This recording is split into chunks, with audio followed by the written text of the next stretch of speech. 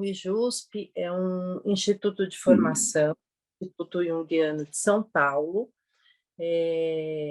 responsável por uma formação junguiana. Somos ligados à Associação Junguiana do Brasil e à International de Zurique. A gente está fazendo a nossa formação há quase 30 anos, já uma formação longa, mas bastante recompensadora. Para quem quiser saber um pouco mais do IJUSP, entra lá no nosso site, que vocês vão ter todas as informações a respeito.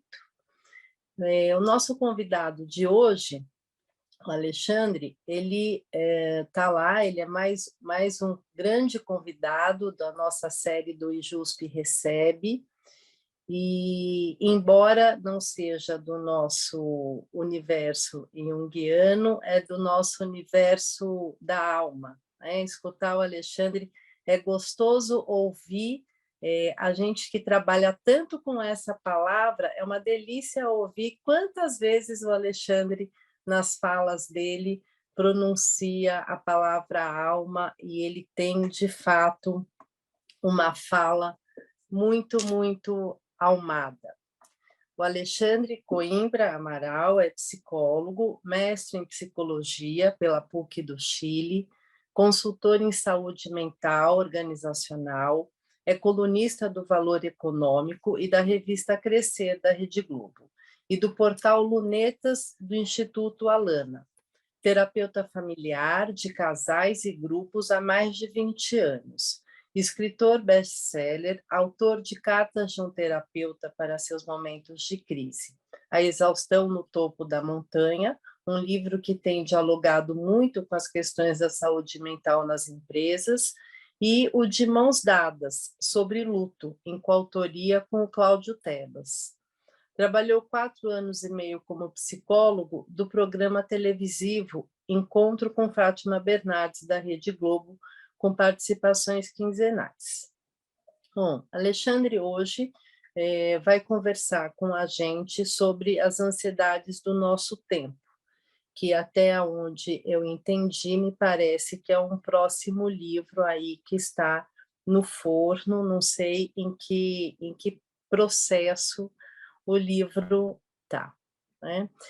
Alexandre, a gente costuma fazer da seguinte forma: você vai ter sua fala, você fica à vontade, e ao final, eu peço por gentileza que as pessoas que tenham pergunta escrevam no chat ao final da fala do Alexandre, porque senão, como eu vou ler as perguntas para o Alexandre, senão também eu me perco, né? Daí fica assim: ah, Patrícia, você não leu a minha, mas você colocou na hora que o Alexandre começou a falar, e então, quando ele acabar a fala dele, vocês podem começar a colocar as perguntas, tá bom? Alexandre, seja muito bem-vindo, foi uma alegria, e eu queria falar uma particularidade do Alexandre para vocês. Ele é um cara midiático, né? Vejam o Instagram dele, o sucesso do que é o Cartas a um Terapeuta, Fátima Bernardes, revista, jornal. E eu mandei uma mensagem para ele, tipo assim, tá, sabe? Ele me respondeu na mesma hora, com uma alegria imensa, quase como se ele já estivesse esperando de alguma forma um convite do IJUSP, local que eu tenho certeza que ele nunca tinha ouvido falar, porque não é do meio junguiano, e eu fiquei muito gratificada com isso, Alexandre. E ontem eu estava ouvindo a entrevista do Chico Bosco, e o Chico fala da sua gentileza, e ela é muito genuína, muito genuína. Muito obrigada pela forma como você fez, eu me senti extremamente acolhida, e estou agradecida mesmo. Obrigada pela gentileza e rapidez, foi super ágil, sabe, com que você aceitou estar aqui com a gente hoje. Obrigada mesmo, seja super bem-vindo. Nossa, meu Deus do céu. Então, vamos começar aqui comentando essa história que, né, eu acho que a gente já começa bem demais. Esse negócio de estar na mídia, para mim, é ótimo, maravilhoso. A gente pode falar sobre isso se vocês quiserem. Para mim, estar na mídia é uma forma de eu realizar um desejo antigo, que é falar com o Brasil. Eu sou professor universitário há 23 anos. Nesse momento, eu não estou dando aula em universidade, mas eu sempre tive um incômodo que nós, da psicologia, construímos uma linguagem inacessível para as pessoas. Isso sempre foi um incômodo. E que nós estamos falando sempre para nós. Quando conseguimos falar para nós, e não só para a nossa igrejinha particular, né? Para a nossa abordagem. E eu acho que a psicologia, além dela funcionar como uma tribo adolescente, os junguianos não conversam com os freudianos, que não conversam com os behavioristas, que não conversam com os psicodramatistas, que acham um horror os humanistas, e etc, etc, etc, igual patricinhas, mauricinhos e heavy metal não se conversam. A gente precisa transcender a adolescência e a gente precisa se entender melhor como um coletivo. Se a gente fala tanto de subjetividade e diversidade para os nossos pacientes, que contradição é a gente só falar para quem congrega os mesmos ideários que a gente. Para mim é uma contradição da nossa profissão. Então, pensando nisso, quando chegou o convite da Patrícia, e quando chega esse tipo de convite, eu aceito na hora. Na hora. Por quê? Porque eu não sou um cara, eu sou terapeuta familiar, eu trabalho com abordagem sistêmica, então eu adoro conversar sobre Edgar Morin, sobre Kafka, sabe, todas as teorias da complexidade, sobre as teorias de família. Não gosto muito de falar de constelações familiares, porque ficam me confundindo com esse tipo de prática. Mas eu sempre fui um cara de ir ver o que estava rolando do lado de fora.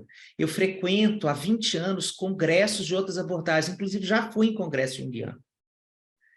E para mim isso é uma prática que oxigena a minha escuta, que oxigena a minha rigidez teórica, que oxigena a minha rigidez epistemológica, que me convida a abraçar a diferença, né, a aprender com o diferente, né? Então, eu estou em congresso behaviorista, eu estou em congresso gestaltista, eu estou em congresso de sociologia, e já conhecia o Instituto Junguiano de São Paulo, e a minha terapeuta, eu faço a terapia pessoal com uma analista junguiana há 6 anos, aqui em São Paulo, e em Salvador, onde eu morei por 10 anos antes de vir para cá, eu tenho amigos de uma vida inteira, assim, que eu trouxe, né, para o meu coração, que são ligados ao ISBA, ao Instituto Junguiano da Bahia. Então, essa é uma abordagem que dialoga muito com o meu coração. As pessoas que levam essa abordagem para as suas práticas clínicas, eu já parto do princípio que são ótimas pessoas, porque são pessoas que gostam de arte, são pessoas que gostam de mitologia, são pessoas que não querem caber em caixas, que acreditam em algo transcendente na existência. Então, eu vejo com muito encantamento esse convite para estar aqui hoje com vocês, né? Então, quando a Patrícia me fez o convite, eu aceitei na hora. Na hora. Deve ter sido o convite do Marcos Quintais, que é um grande, imenso terapeuta junguiano. Esse é meu amigo. Esse é amigo aquele que se senta ali e chora pitangas no ombro, né? Então, então é uma alegria estarmos aqui juntos. Obrigado, obrigado mesmo. Eu espero que a gente possa sair daqui dessa tarde de hoje comigo fazendo parte um pouquinho desse coletivo de vocês, e eu podendo me sentir também mais sabido, porque vocês sempre me fazem me sentir um tiquinho mais sabido quando eu converso com vocês. Vocês me ensinam umas coisas, eu anoto, sempre pego indicação de texto, de livro, aprendo sobre mitologias, enfim. E como a Patrícia disse, né, quero começar então por essa história da coisa da mídia, que eu comecei a falar e dei uma volta, baseado nesse meu desejo de sair dessa linguagem hermética da psicologia, eu fui cada vez mais buscando espaços em que eu pudesse conversar com o Brasil profundo. Aonde é que eu vou ter a oportunidade de conversar com pessoas analfabetas? Onde é que eu vou ter a oportunidade de conversar com pessoas que não sabem o que é demanda?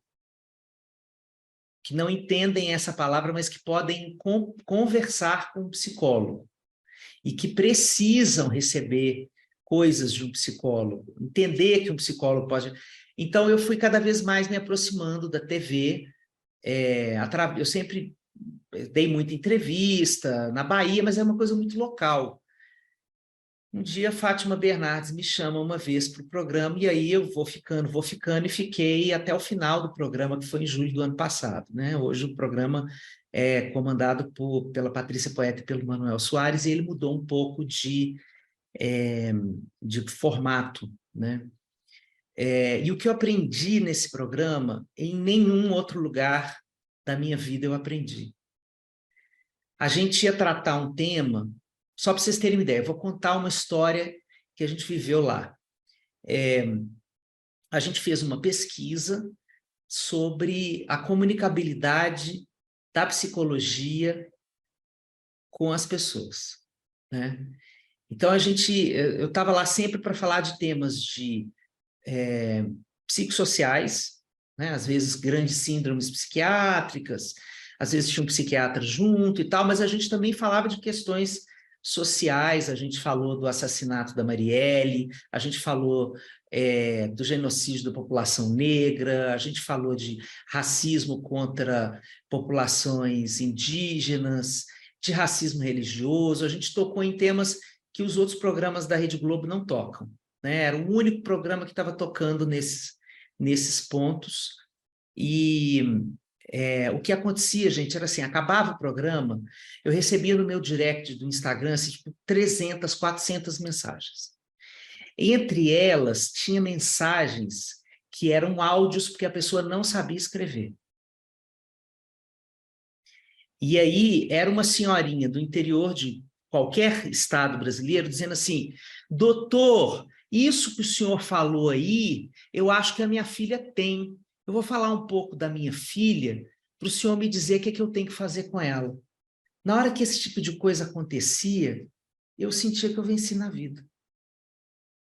Entende? Na hora que esse tipo de coisa acontecia, eu falava, pronto, é isso aqui. É isso aqui que eu quero. É aqui que eu quero estar. Então, o meu lugar, o lugar que eu escolhi para habitar, é o de conversar com o Brasil profundo, através dos canais que pulverizam a fala. Então, a minha fala tem um interesse em cada vez mais ser menos erudita. Isso é uma intencionalidade da projeção do meu discurso. Então, como eu tenho trabalhado nessa direção, tenho percebido que isso tem, obviamente, se pulverizado para todas as minhas falas. Então, eu não sei mais fazer assim, uma aula assim, mega hipercatedrática. Eu tive semana passada no Café Filosófico da TV Cultura e me disseram que a minha fala foi muito pouco catedrática em relação às falas que costumam aparecer lá no programa. Então, talvez eu já esteja em estado profundo de deformação da minha erudição linguística, e por isso eu já peço desculpas a vocês, caso vocês estejam buscando isso, né? Mas é o caminho que eu tenho seguido de uma trilha em busca desse público, da comunicação com esse público, né? essa tem sido a minha busca pessoal. Como a Patrícia disse, a busca da minha alma, né? E nessa trilha,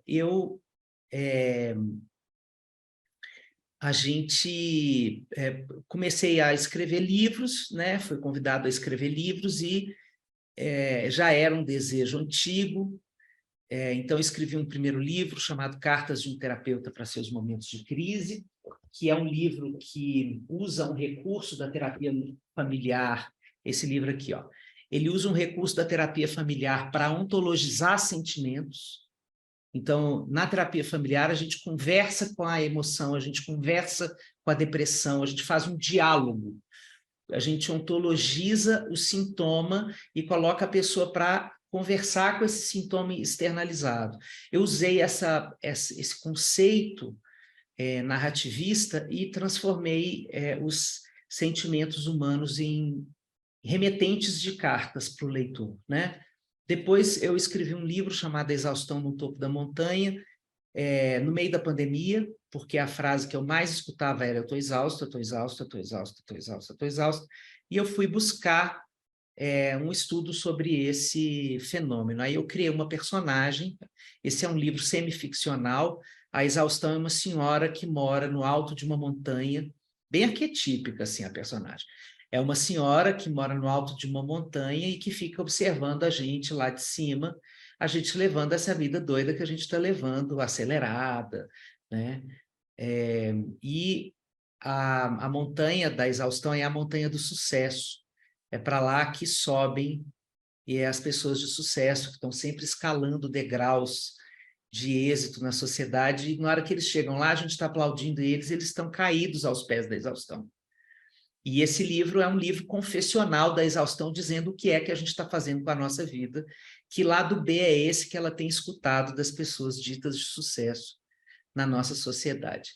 Depois, o terceiro livro foi De Mãos Dadas, que foi um livro que eu escrevi porque eu estava no meio da pandemia. Um grande amigo, que é meu vizinho aqui, Cláudio Tebas,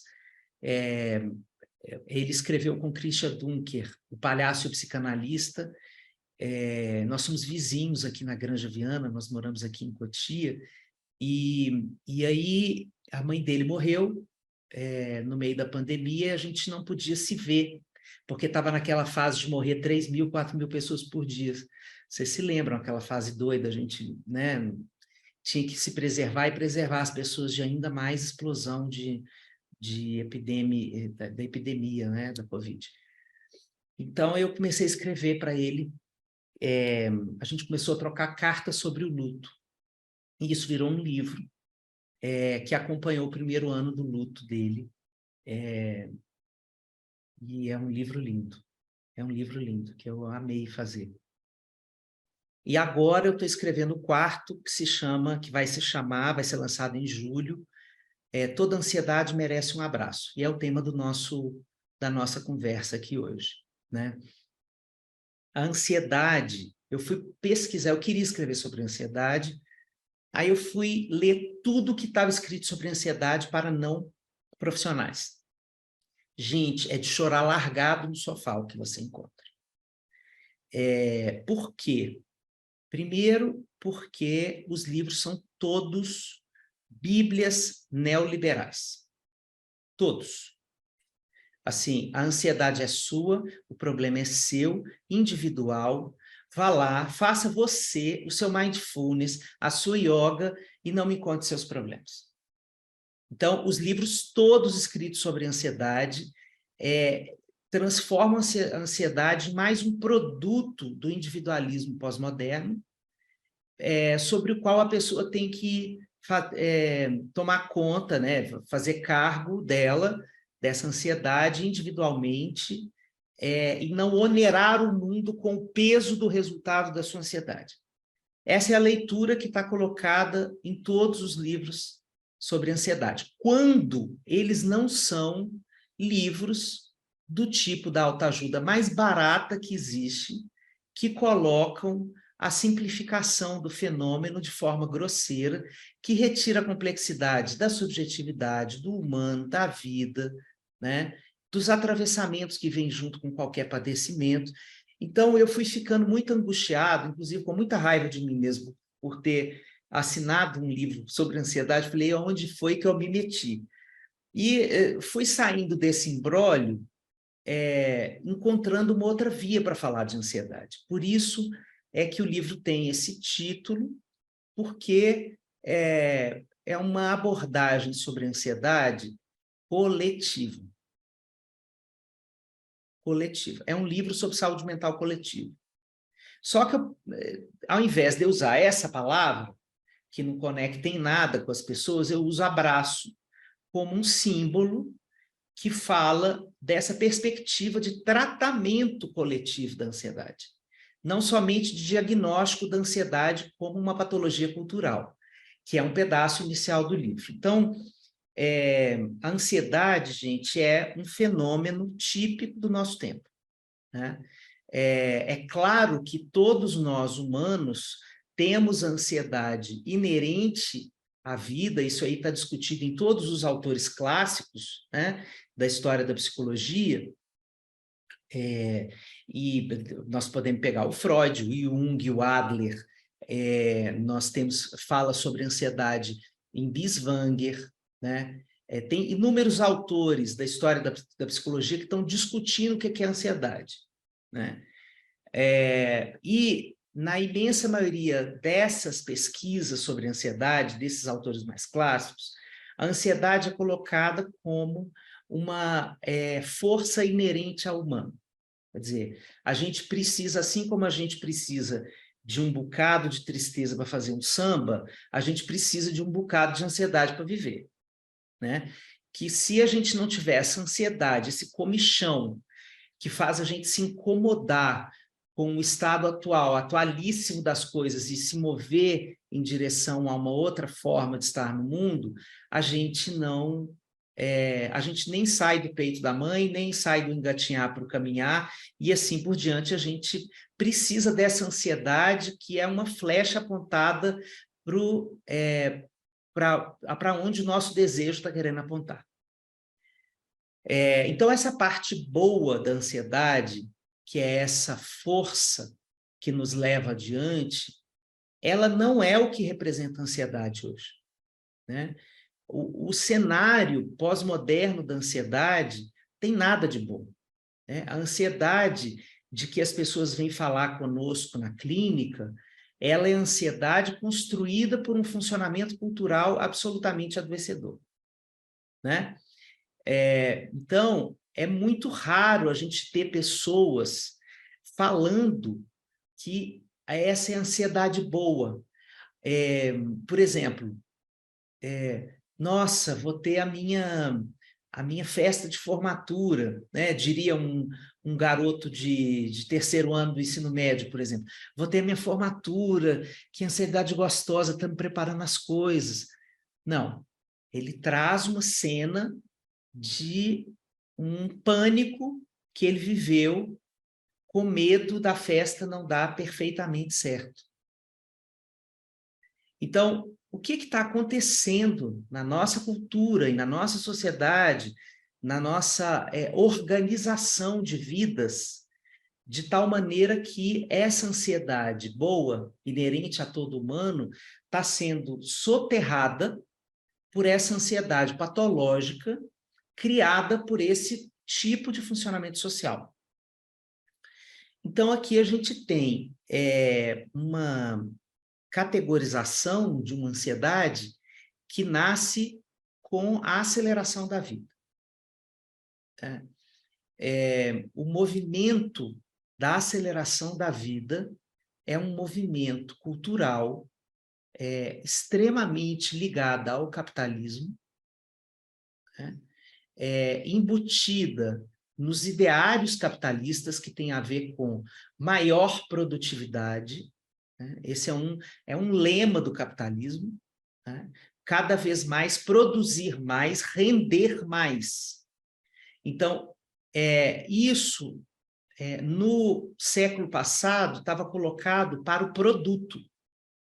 As indústrias precisavam produzir mais cada vez mais produtos. Então, a gente precisava melhorar o funcionamento da indústria cada vez mais refinadamente para que ela fosse cada vez mais produtiva. Acontece que nós nos transformamos num produto desse sistema e a mesma lógica passou a ser impungida à nossa identidade. Então, nós passamos a ser cada vez mais cobrados por produtividade acelerada, né? Então, não existe uma linha de chegada, não existe mais uma meta, existe a necessidade de continuar não em movimento. Estar em movimento é bom na vida. O problema é que hoje nós temos que estar em movimento acelerado, né? Se a gente for voltar lá nas aulas de física, recordar e viver, vamos para o retorno do recalcado aqui, a aceleração, ela vai fazendo a gente estar numa velocidade cada vez maior. A aceleração é o índice que vai aumentando a velocidade de um objeto. Então, é isso que o funcionamento social está fazendo com o humano. Você vai ter que dar conta de cada vez mais coisa ao mesmo tempo. E esse funcionamento, o efeito psíquico desse funcionamento é a ansiedade. A ansiedade é a resultante inerente a essa demanda social. Porque nós passamos a nos sentir devedores do outro. Porque se eu sou cobrado a fazer cada vez mais coisas e eu tenho as mesmas 24 horas do dia para fazer o que eu costumava fazer, eu não vou dar conta de fazer. Então, as relações sociais, elas passam a começar com pedidos de desculpa. O que acontece quando a gente encontra uma pessoa? Ai, meu Deus, desculpa, eu não te liguei ontem, eu tinha que ter te ligado. Aí, desculpa, foi seu aniversário, eu não fui na sua casa. Ah, desculpa, a gente está sempre apresentando desculpas ao outro por essa sensação de dívida existencial que esse funcionamento ansioso trouxe para as nossas vidas, né? Nos anos 2000, um psicólogo social norte-americano de que eu gosto muito, chamado Kenneth Gergen, ele escreveu um livro chamado O Self Saturado, The Saturated Self. E ele fala desse fenômeno, ele foi um visionário, porque esse livro foi escrito antes do smartphone. Antes, o iPhone é o surgimento do iPhone é o momento da transição cultural da ansiedade no planeta. A partir do iPhone, a gente perdeu o Playboy.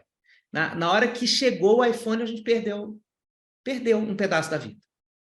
A gente perdeu a oportunidade de contemplar a vida, a gente perdeu a oportunidade de ter silêncios, a gente perdeu o direito de separar o público do privado. O iPhone, ele quebrou com todas as fronteiras da vida, né? Ele leva o trabalho para dentro de casa, o banco para dentro de casa, as relações sociais para dentro de casa, as relações próximas às íntimas, o sexo, está tudo compartimentalizado dentro daquele aparelho, e essa noção de portabilidade deste objeto transforma a sua disponibilidade numa obrigação. Isso é uma tragédia social, né? Porque nós perdemos o direito de estarmos indisponíveis. Vamos voltar aqui nos anos 80, que eu estou gostando das caras aqui, porque tem gente aqui que eu sei que viveu nos anos 80. Às vezes eu faço esse tipo de metáfora, né? Teve um dia que eu falei... O que foi que eu falei um dia? Eu falei do Tom Cruise. Assim, crente que eu estava abafando, e era uma galera que, imagina, Tom Cruise era um velho, entendeu?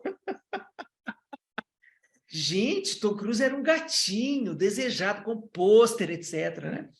Enfim, nos anos 80, como é que a gente ligava para a casa dos outros? Digamos que eu fosse ligar lá para a casa da Silvana Lavecchia, e aí eu ligasse para ela e quisesse falar com ela. Ela estava na aula de inglês a mãe dela ia atender e falar assim, ô, Alexandre, a Silvana está no inglês, ela pode ligar para você na hora que ela chegar? Ah, perfeitamente, tia, pode deixar o recado para ela, por favor. Aí ela tinha um bloquinho do lado do telefone, que era aquele que se discava assim, que tinha um cadeado para você só ligar depois de meia-noite, porque era caro como o que o telefone era um patrimônio que você declarava no imposto de renda. E aí, Silvana chegava do inglês, cansada, ia direto para o quarto, não cruzava com a mãe, que afinal de contas ela era uma adolescente que queria ficar lá no QG dela, e ela entrava no quarto e se perdia aquele recado. No dia seguinte, ela encontrava comigo na escola e eu falava, Silvana, eu liguei para você ontem. Ela diria, foi? Ah, minha mãe não me deu recado, não. Ah, então. E eu daria prosseguimento à mensagem. Ninguém morreu nessa história. Veja, eu não morri, Silvana não morreu, a mãe dela não foi cancelada porque não me deu a mensagem, né? 30 anos depois, 40 anos depois dessa cena, se você coloca uma mensagem para uma pessoa no WhatsApp e ela não te responde imediatamente, você começa com fantasias paranoicas de rechaço, exclusão, não, desamor, né? Então, essa pessoa não gosta de mim, eu fiz alguma coisa com ela, ela não está querendo dizer para mim, né? Então, a gente perdeu o direito à disponibilidade e indisponibilidade. A gente tem que estar o tempo inteiro apto a responder para as pessoas como uma confirmação do amor. Isso deixa ansioso quem manda, quem recebe, né? Então, por exemplo, o WhatsApp ele é um aparelho que, eu discuto isso no livro, o WhatsApp é um aplicativo, perdão, que distorceu o sentido de urgência. Não existe mais urgência, existe ansiedade. A ansiedade está mascarada pela palavra urgência. E nós somos uma multidão de ansiosos que não conseguimos mais hierarquizar os nossos problemas e que exigimos a disponibilidade do outro, né? Todas as pessoas, todos nós aqui sofremos com o WhatsApp, com os nossos pacientes, que é uma enxugação de gelo. Você responde 2 mensagens no intervalo entre o paciente e outro, chegam outras 20. E você passa o dia depois, enfim, essa é a onda, né, ansiogênica que vai tomando conta da vida. É isso que o Gergen chamava de self-saturado. Então, essa ansiedade, ela é uma emoção sempre julgada pelos outros. O que é mais interessante é que existe a mesma cultura que produz ansiedade, ela julga quem é ansioso. Porque, junto com a cultura da ansiedade, tem a cultura da felicidade compulsória. Então, você tem que estar performando aquela cara de filtro de Instagram, né? Então, o que acontece? A ansiedade, ela constrói essa sensação de estar fora da cultura em muitos aspectos, né? As empresas falam de produtividade, né? Vocês vejam os subterfúgios do mundo do trabalho para produzir ansiedade, que quer produção de números, de alcance de metas, etc.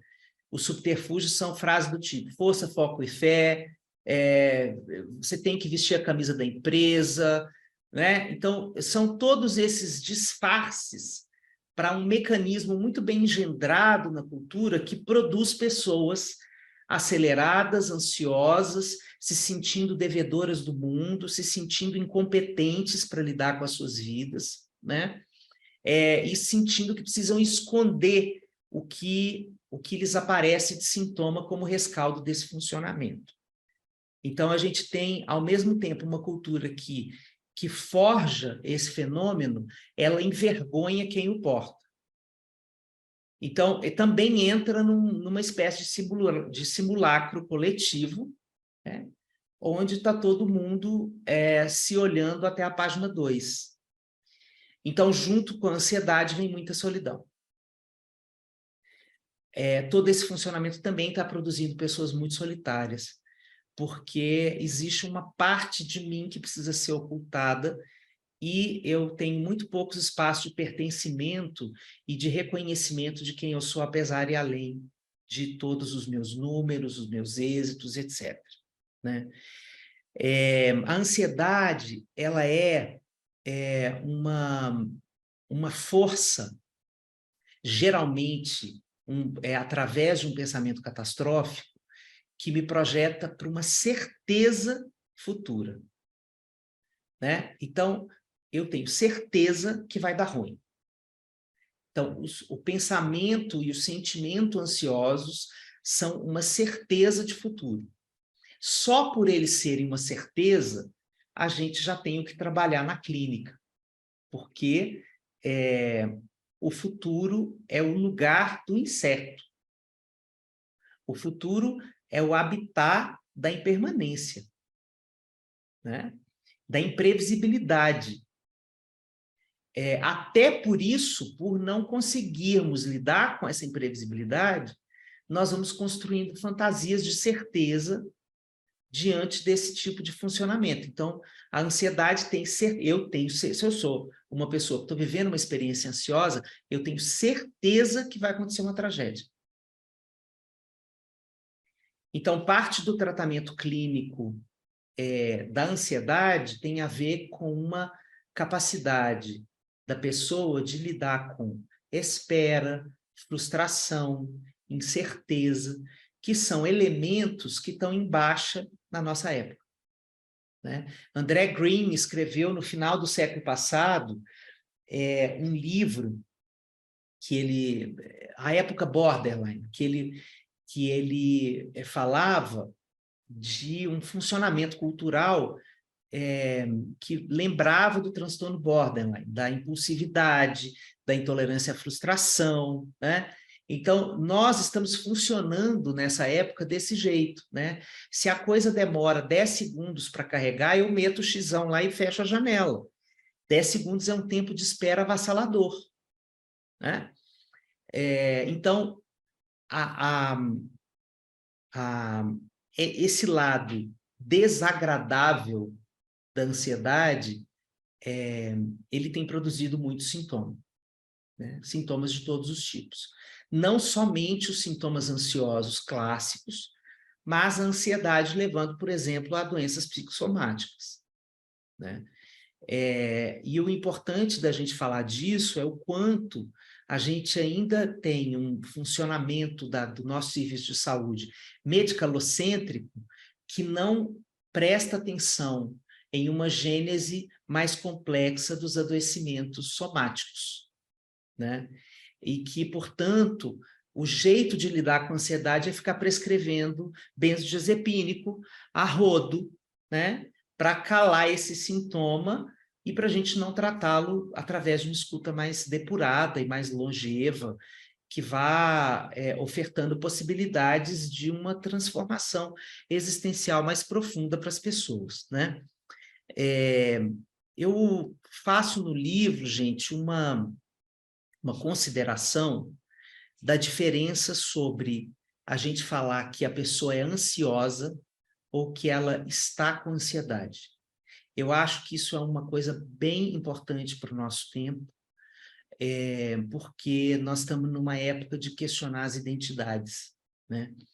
E tenho me preocupado muito com a forma como nós estamos transformando alguns quadros em identidades, como se a pessoa tivesse só isso para apresentar para o mundo.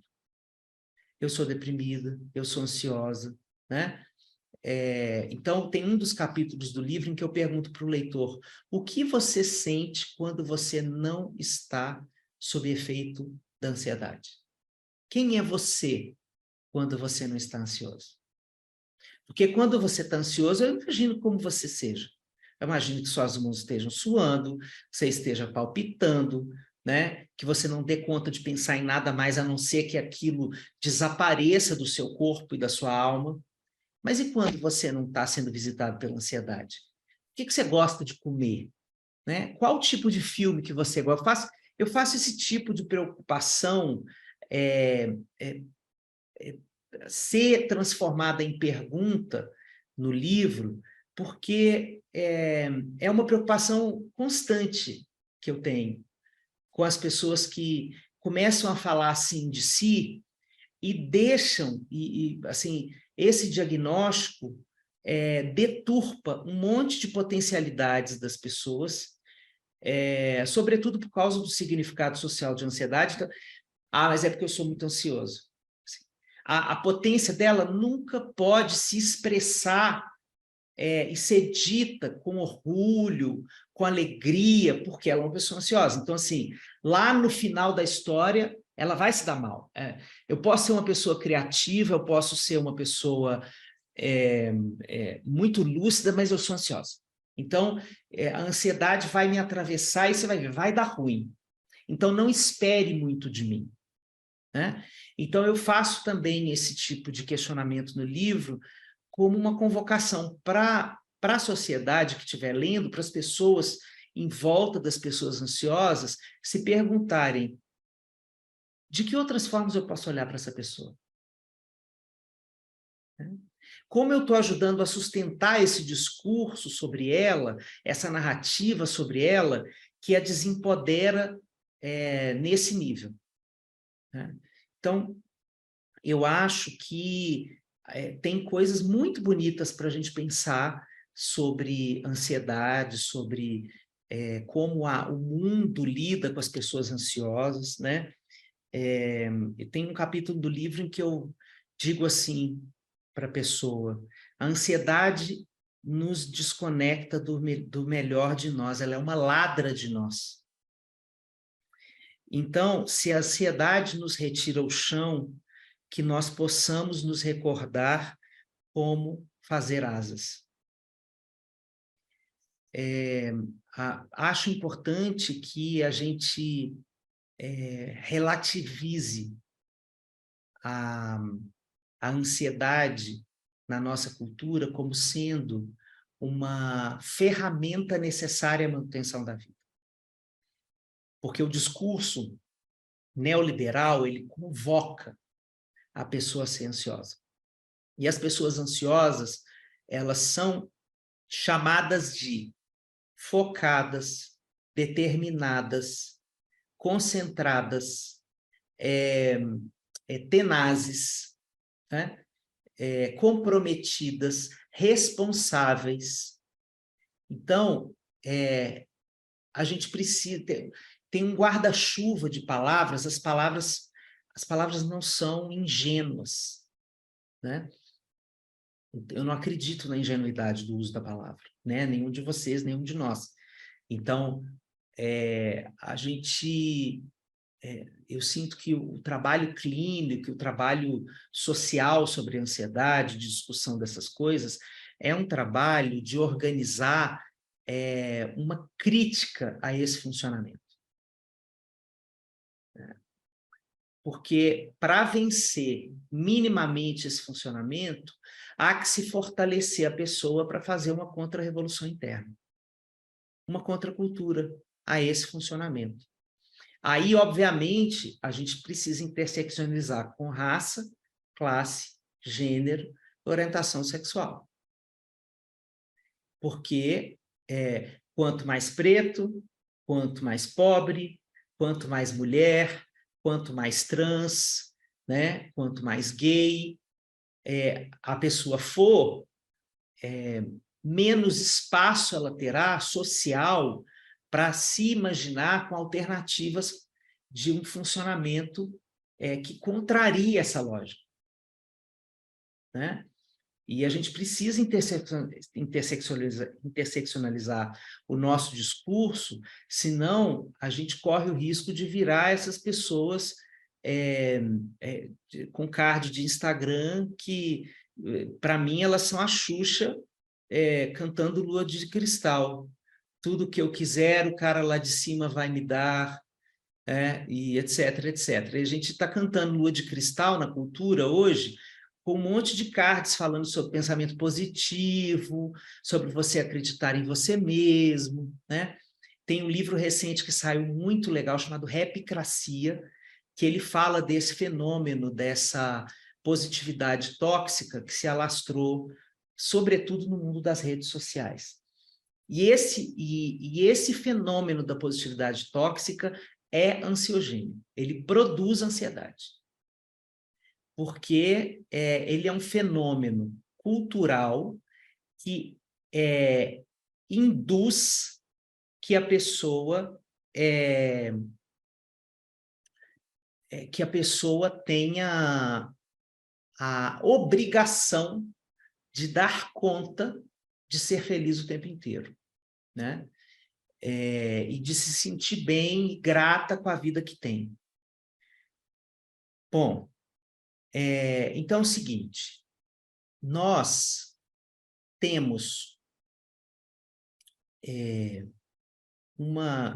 a sociedade do espetáculo também, estão falando aqui.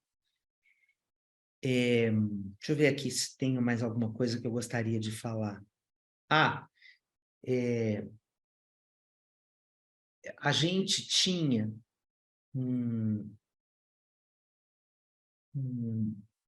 até esses livros aí de ansiedade mais recentes, uma ideia de que para melhorar a ansiedade a gente precisava respirar.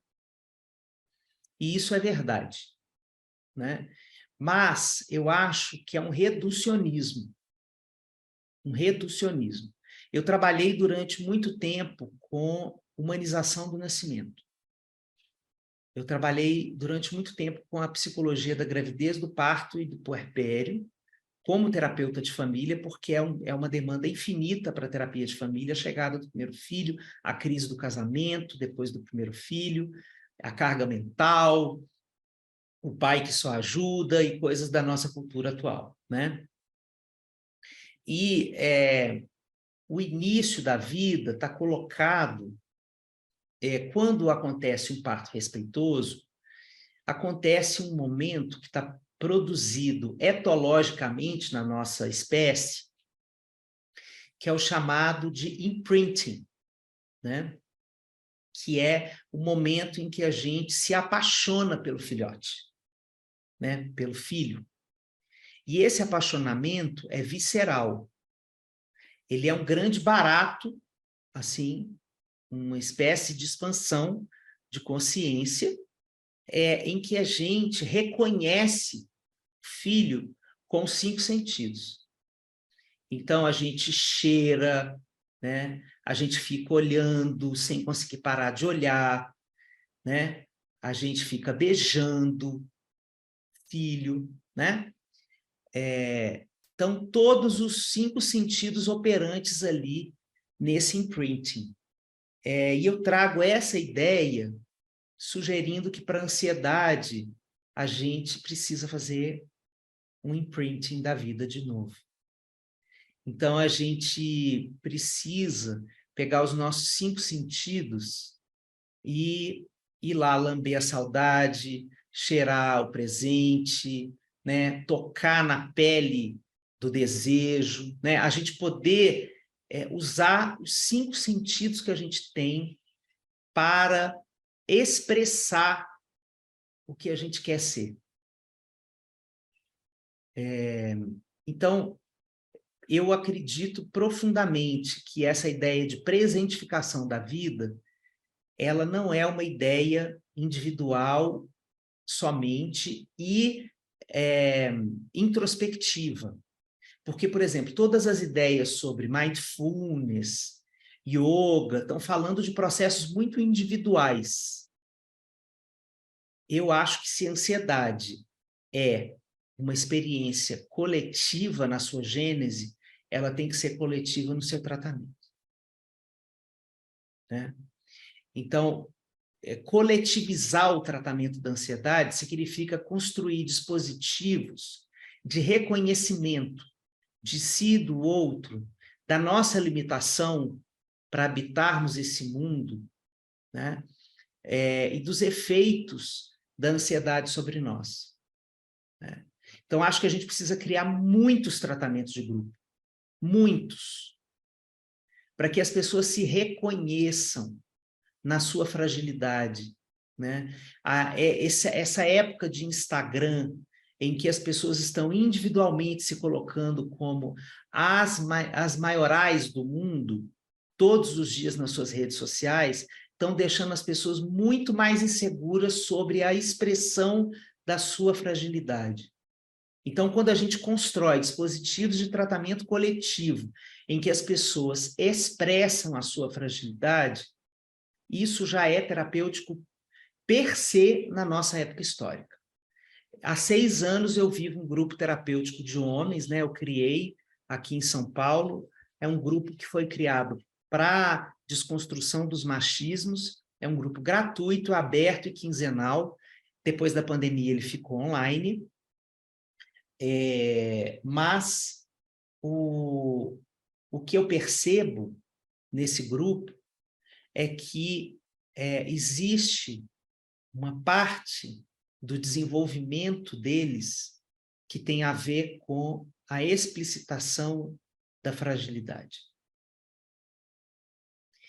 Se a gente for pensar em gênero, né, no que a sociedade marca como biografia masculina desde o menino não chora até você tem que ser racional para tomar as suas decisões de gestão.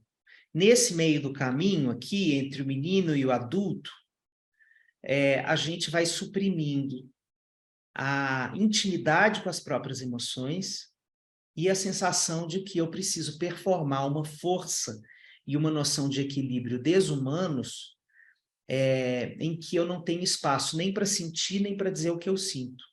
Então, eu vou me dissociando, uma dissociação psiquiátrica mesmo, eu vou me dissociando das minhas emoções, eu fico mais frio para dentro e para fora. Eu desconheço como é o meu processo de sentir, e por isso perco também o acesso à leitura do processo de sentir do outro. Então, eu tenho problemas relacionais seríssimos. E aí, o que acontece? Quando esses homens se reúnem e falam da sua fragilidade, isso é uma experiência revolucionária. E acho que isso é mais revolucionário no século XXI do que no século XX. Para mim, não é a mesma coisa ter processo de grupo nessa época. É muito mais importante a gente construir dispositivos de tratamento grupal. Eu não estou fazendo uma crítica à terapia individual, pelo amor de Deus, não é isso que eu estou falando. Ela precisa continuar existindo, ela é maravilhosa, está tudo certo. Mas a gente precisa de construir dispositivos que apontem para um tratamento dessa doença cultural, coletiva. E é isso que eu chamo de um abraço. No livro, Toda Ansiedade Merece um Abraço. Muito bem, gente, é isso que eu queria começar a contar para vocês. A gente tem mais 1 hora aí de conversa, para a gente poder conversar. Muito bom, Alexandre. Agora, pessoal, quem quiser fazer alguma pergunta para o Alexandre, eu peço, por favor, que vocês escrevam no chat e eu vou ler para ele. Alexandre, eu queria comentar uma situação que eu vejo com recorrência, seja com os meus pacientes, seja com os meus supervisionandos, né? A queixa, a demanda principal virou a ansiedade. Isso. E muitas vezes eu tenho a impressão que o paciente está nomeando com a palavra ansiedade algum desconforto que ele não sabe o nome. Sim. Então, a palavra ansiedade, se ela for ouvida a partir de uma categoria, de um transtorno de humor, você vai perder a narrativa que deveria esse desconforto trazer, né? Mas há aí um trabalho, porque ou o paciente tem dificuldades numa linguagem mais simbólica, dificuldades numa questão mais subjetiva, E a palavra ansiedade virou uma pasteurização de sintomas dentro dos consultórios, né? Queria te ouvir um pouco a respeito disso. E uma outra questão que eu vejo muito presente, não só nos adolescentes, mas me parece que com ele está um pouco mais aflorado. Não há margem para erro. Isso. Né? Não há margem para erro. Então, qualquer desconforto, eles têm uma pequena crise de ansiedade. De fato, de De fato. fato. Aqui, assim, não se trata de invalidar por vir de um adolescente e a gente vê ele se cortando e com ideações suicidas, porque não há espaço para um desconforto, não é? E aí também a gente tem visto esse aumento da nomeação do sintoma de ansiedade entre os pacientes. Bom, maravilhosa a sua fala. Bom, em primeiro lugar, que na nossa cultura medicalocêntrica, o dono da palavra ansiedade é o psiquiatra. Então, esse saber constrói um significado sobre essa palavra. Então, as pessoas absorvem o significado dessa palavra a partir do saber médico. Então, é algo patológico que precisa ser medicalizado. Então, as pessoas já chegam com essa pressuposição. Muitas vezes chegam, inclusive, já com o diagnóstico e o seu remédio, né? Mas mesmo que não cheguem com o diagnóstico, com o remédio, as pessoas têm certeza que a ansiedade é uma coisa que precisa ser controlada, silenciada. Porque dentro dessa lógica capitalista, a ansiedade ela nasce para eu trabalhar mais, mas ela termina me fazendo trabalhar menos. Ela é um decréscimo da minha produtividade, né? E a pessoa fica lá em busca do ponto ótimo, porque tem uma curva de Gauss da ansiedade, que é a seguinte, a parte crescente da curva é a ansiedade boa, é a ansiedade que te põe em movimento. E a parte descendente é a parte da ansiedade, a partir de um determinado grau de ansiedade, ela te paralisa, ela faz o contrário. Então, o que o sistema quer é que você fique lá no ponto alto da curva, que é assim, no máximo de movimento e no mínimo de paralisia. Só que descobrir esse ponto médio é tipo descobrir a tal da distância ótima, que falam, né, que a gente tem que ter do paciente. Eu nunca achei esse ponto médio. Se alguém tiver aí a notícia do ponto médio, me avise. Mas, então, essa noção dessa equilibração perfeita entre uma pessoa produtiva e não ansiosa a ponto de ficar doente, precisar tirar licença, né? Essa é uma preocupação desse conceito que está lastrado de ansiedade. Mas, por conta de todo essa velocidade em que a gente está imerso, o que a velocidade faz? Eu tenho menos tempo para mim. Então, a ansiedade de chegar ao consultório é uma ansiedade específica do nosso tempo, porque também é um tipo de sintoma do nosso tempo. Assim, olha, eu trabalhei tanto que eu não tive tempo de pensar em nada do que você me falou na sessão passada. Eu não trabalhei nada, não trabalhei com nada, não sonhei com nada, não lembro de nada, eu não lembro nem onde a gente parou na sessão passada, né? Então, é uma ansiedade porque ele sente que precisa performar como paciente. Sim. Né? Então, eu acho que essa sua consideração é de uma beleza, porque o que você está dizendo é o seguinte, pelo menos que eu entendi, né? Como é que a gente pode ajudar as pessoas a entenderem que essa ansiedade é uma pergunta sobre elas, é uma pergunta mais profunda, que não merece ser calada. né? Sim. Que não merece ser calada com um remédio, que não merece ser calada com um vício, mas que tem uma pergunta aí que precisa ser respondida, né? E agora levando para os adolescentes, aí eu acho que tem uma questão importante, né? Que é típica do nosso tempo.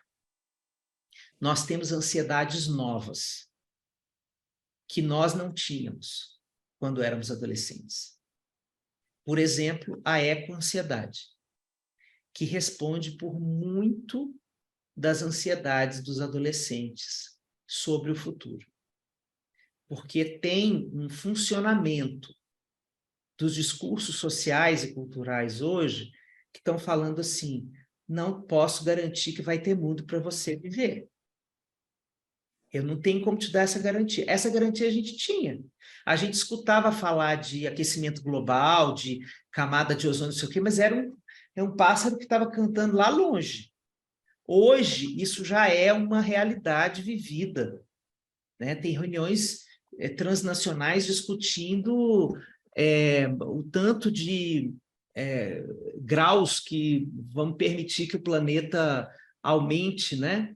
Davi Copenauer, líder Yanomami, ele diz uma frase maravilhosa: o planeta está febril e a qualquer momento ele entra em convulsão febril. Quando ele entrar em convulsão, nós vamos morrer. Então, a ecoansiedade é um dos elementos novos dessa ansiedade adolescente. O outro elemento novo, você nomeou,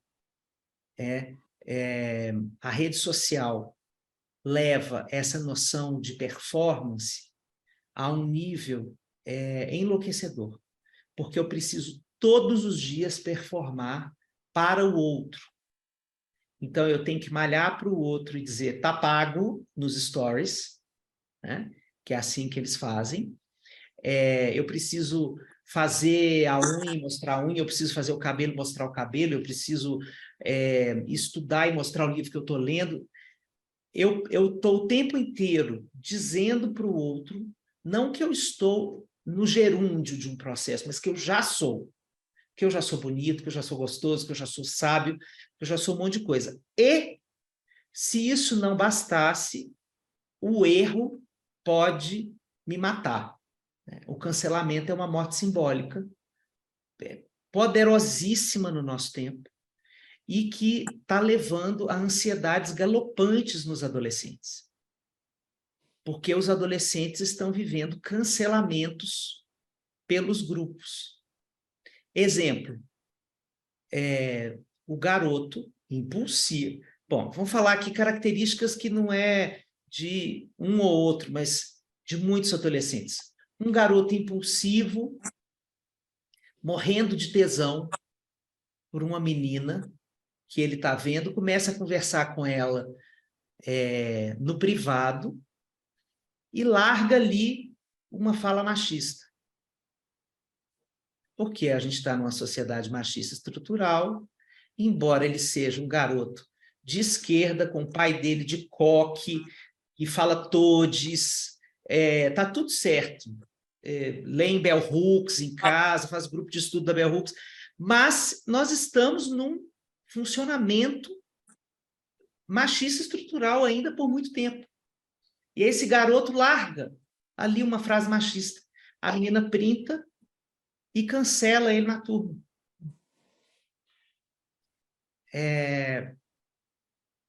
Então, veja, o que nós vivíamos na nossa adolescência? A gente fazia isso. Mas com o privilégio que a gente tinha, que quando a gente mandava muito mal com o outro no grupo, nessa experiência grupal errática por natureza, a gente não eternizava o nosso erro. A gente lidava com ele, reparava, recebia ajuda e tal. Então, esse pavor do cancelamento está levando os adolescentes a ansiedades catastróficas, né? A outra coisa, só um terceiro elemento que eu quero salientar na construção dessa ansiedade adolescente.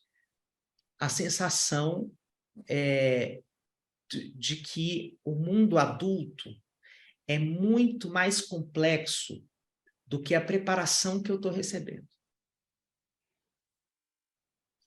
Então, o discurso adolescente hoje é assim, eu não vou dar conta de ser adulto. Esse mundo é muito mais indecifrável, perigoso, e eu não tenho elementos para lidar com ele. Então, adultecer, para muitos adolescentes, é tipo uma tragédia que está se aproximando, né? Então, eu acho que é muito concreto esse seu diagnóstico, sabe? Assim, quase palpável, né? A ansiedade dos adolescentes é uma coisa que me promove uma profunda compaixão, né? Eu também atendo muitos adolescentes, trabalho muito com escola, e isso é uma coisa, assim, muito impactante, né? Alexandre, sabe que você vai falando, eu já vou ler, tá, turma? Não vou pegar o Alexandre só para mim, não. Fiquem sossegados. embora não me falte vontade. Você foi falando, e é exatamente isso, né? O quanto esse mundo é muito ameaçador para os adolescentes. Porque, de fato, e porque, de fato, estão sendo muito pouco preparados para esse mundo que está cada vez mais ameaçador, né? E uma coisa engraçada, eu lembrei, imagina, olha só, lembrei de uma situação, porque a gente vê que a maioria dos adolescentes não querem ser adultos, porque a vida do adulto não é algo admirável, né? Não é. E quando eu era menina, entrando na adolescência, meu pai descrevia a ansiedade como borboletas Na barriga. E eu imaginava borboletas lindas, e meu sonho era ficar ansiosa. Ai, que coisa maravilhosa isso, que coisa mais idílica. Eu fiquei até arrepiada de lembrar, porque eu ficava imaginando que sensação era essa, tão maravilhosa, de você ter as borboletas. E o que aconteceu? Eu jogava vôlei, e a primeira vez que eu senti ansiedade foi na véspera de um jogo de vôlei. E daí eu acordei e falei, pai, eu senti as borboletas. Então a ansiedade nunca Nossa, foi que para cena mim, maravilhosa. Que nunca cena foi maravilhosa. nunca foi um registro pavoroso, né? Mas, enfim, né? Queria contar essa passagem para vocês. Vamos ver Sim. aqui o que o povo está falando. A Amanda pergunta se você vai abordar sobre ansiedade generalizada. A ansiedade generalizada é um diagnóstico, né, Amanda? Será que é disso que você está falando? Aquela ansiedade generalizada do CID? Do TAG, é isso? O transtorno de ansiedade generalizada? Olha, eu não trato isso no livro, porque eu explico, inclusive, quase fui cancelada aí outro dia na internet, porque eu fiz um vídeo contra os diagnósticos de internet, tipo mãe narcisista, que é o último grito da moda na internet, né? Eu falando do perigo dessa sanha de diagnosticar, né, que diagnóstico se faz com escuta da subjetividade e não com um monte de características chapadas sobre o humano.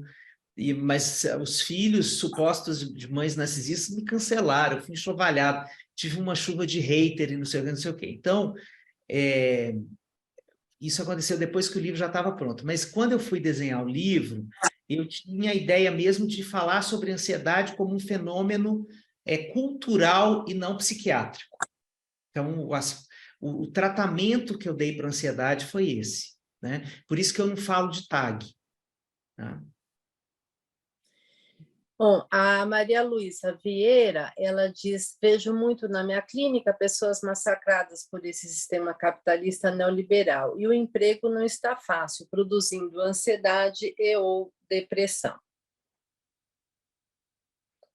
Quer comentar alguma coisa, Alexandre? A gente está falando, né? Eu acho que tem uma coisa importante, né, do funcionamento do trabalho na nossa época, que eu passei assim muito en passant, né? Eu quero salientar qual que é a armadilha do mundo do trabalho. O mundo do trabalho diz assim: não existe mais uma fronteira entre aquela pessoa que é a cumpridora das suas tarefas e a pessoa que realmente merece biscoito na empresa. A pessoa que vai receber o laurel na empresa é a pessoa que transcende as fronteiras do que está no contrato de trabalho. Se o contrato de trabalho diz para a pessoa trabalhar 8 horas por dia, que trabalha 12 é que vai receber a promoção. Então, quando você tem esse funcionamento, isso não está dito em nenhuma cultura, porque não tem nenhum quadro daqueles missão, valores, aqueles quadros que tem nas empresas, não tem nenhum daqueles que está falando assim, aqui você terá que extrapolar a sua hora de o seu horário combinado de trabalho para ser reconhecido na empresa. Vai ter um monte de palavra bonita falando aqui, nós não valorizamos resultados e sim processos, não valorizamos metas e sim pessoas, então vai ter um monte de discurso bonito, mas é isso que vai acontecer ali na prática. Então, no mundo do trabalho, eu não tenho mais um parâmetro para o meu desempenho. O que eu entrego, eu nunca sei se é o suficiente. Eu perdi, no século XXI, esse parâmetro de suficiência.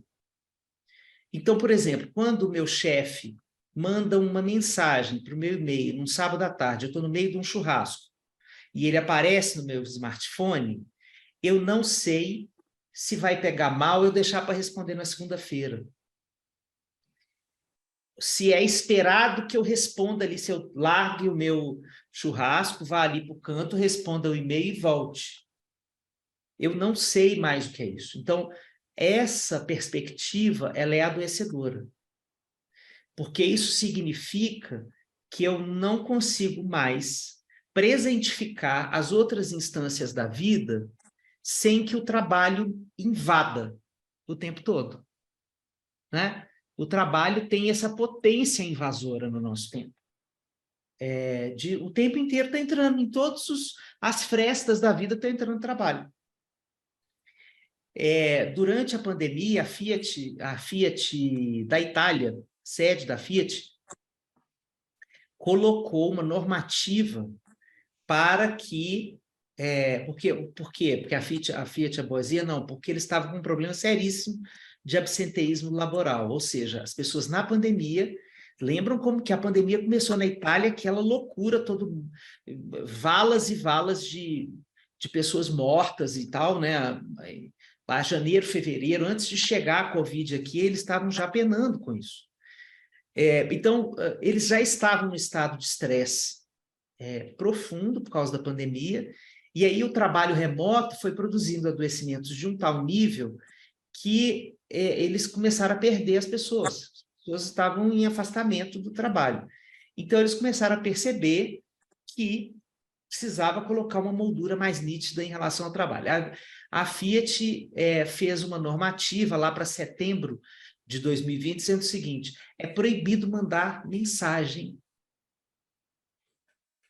fora do horário de trabalho. Não importa qual seja a mensagem, WhatsApp, e-mail, sinal de fumaça, de fax, não importa, você não pode mandar mensagem. As pessoas só podem viver uma comunicação profissional dentro, estritamente, dos seus espaços de trabalho. Então, ao mesmo tempo que a gente tem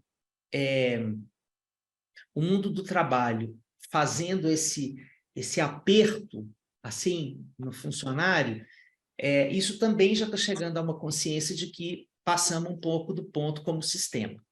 Então, a gente está fazendo também um retrocesso. Já está se falando das duas coisas, dos dois movimentos, né?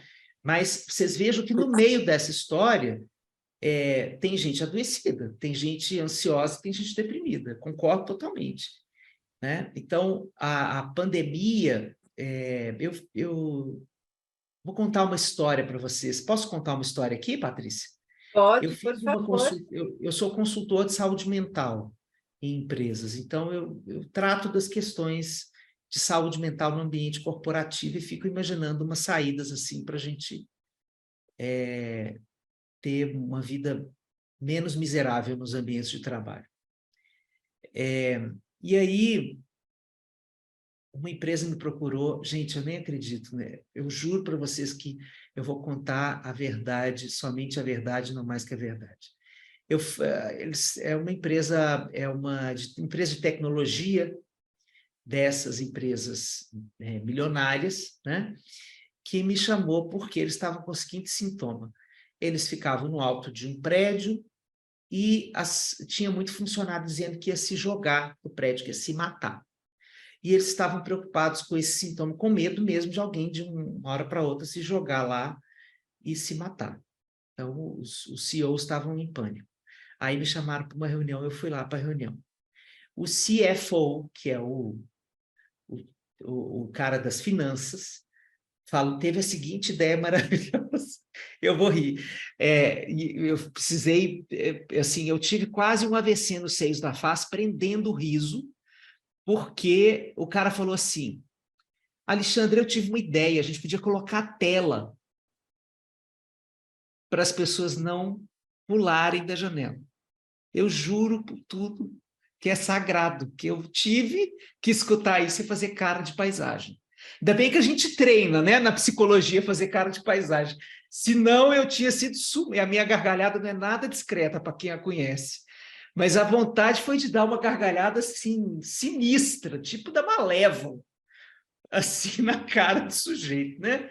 Mas aí eu fui calmamente, com a paciência que, sei lá, que os anjos santos, orixás e indígenas me deram juntos, assim, todo mundo pegando a minha mão, e eu fui lá explicar para o cara por que que isso não ia funcionar, por que que isso não era uma saída possível, né?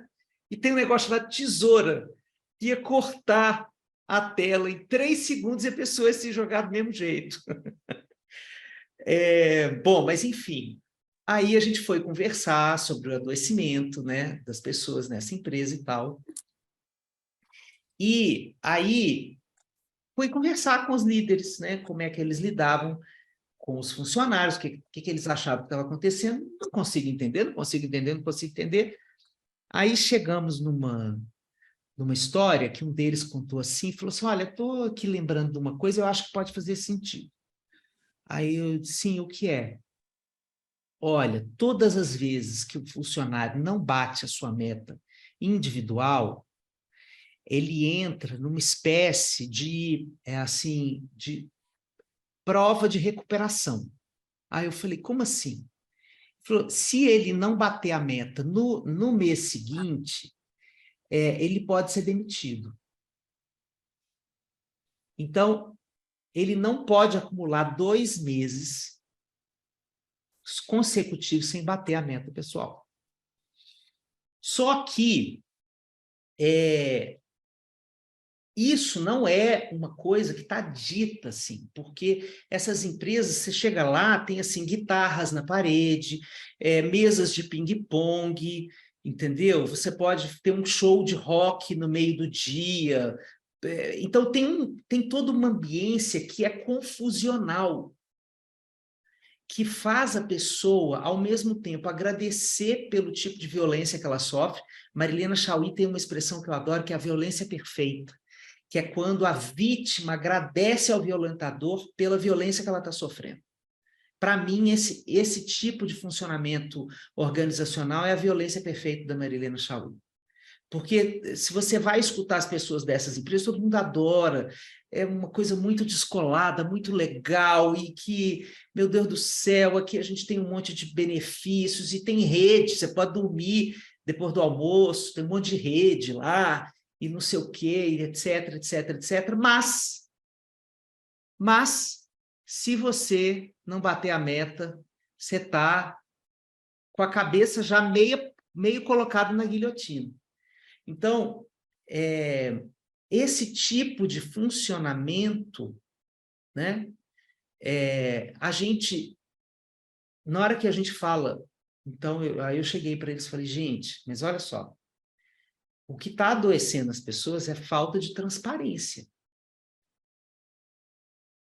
Do ponto de vista fenomenológico, isso chama duplo vínculo, que é uma mensagem contraditória que você emite duas mensagens contrárias ao mesmo tempo para a pessoa. Uma mensagem, nós somos super flexíveis e você pode tomar o seu tempo. Outra mensagem, nós somos super rígidos e se você não entrar nesse funcionamento que a gente espera, você vai ser demitido. Mas vocês mandam essas duas mensagens com a mesma força ao mesmo tempo, a pessoa não sabe a qual delas ela vai escutar, a qual delas ela vai obedecer. Então, a gente precisa, pelo menos, transformar uma comunicação aqui da liderança numa comunicação mais clara. Né? E vocês precisam entender o que é essa cultura, o que é... Então, assim, o ambiente da nossa época, ele é um ambiente mais maquiado, entende? Porque lá quem lembra da Grande Família, né? O Seu Moreiras, que era o chefe do Linneu, ele era um mala, mas ele era um mala, entendeu? Ele era um chato. E você chegava em casa, é certo que o seu chefe era chato, implicante, né?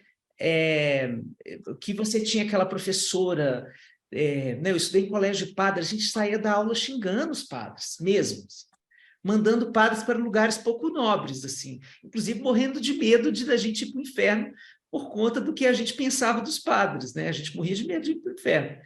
Mas, assim, não tinha disfarce. E a comunicação, ela era mais palatável para o psiquismo. Esse nível de confusão entre a gratidão, a bondade, o merecimento e a extrema cobrança ansiogênica está enlouquecendo as pessoas. Enlouquecendo as pessoas no mundo corporativo do nosso tempo. Ale, deixa eu ler algumas colocações aqui. Você sabe que também te ouvindo me lembrou, eu não sei como é que o Lacan, não sei como é que se pronuncia o francês, o Lacan tinha uma frase que ele falava "chez vous", que é o que queres, né? E ele dizia que se os pais fossem claros do que eles querem exatamente da gente, a gente economizaria um tempo imenso na vida. E te ouvindo, eu fiquei pensando isso, como falta essa métrica, né? Como falta essa consistência, essa coisa palpável de o que você espera de mim para eu saber se eu alcancei, né?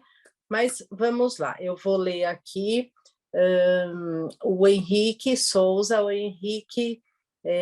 Alexandre, boa tarde, obrigado pela palestra. Gostaria de saber a sua opinião sobre o diagnóstico da síndrome de burnout e se você acredita que estamos vivendo ou vamos viver uma epidemia de burnout. Obrigado mais uma vez. Nossa, excelente.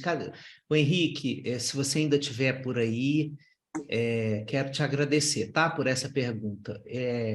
Eu trabalho com burnout há 20 anos.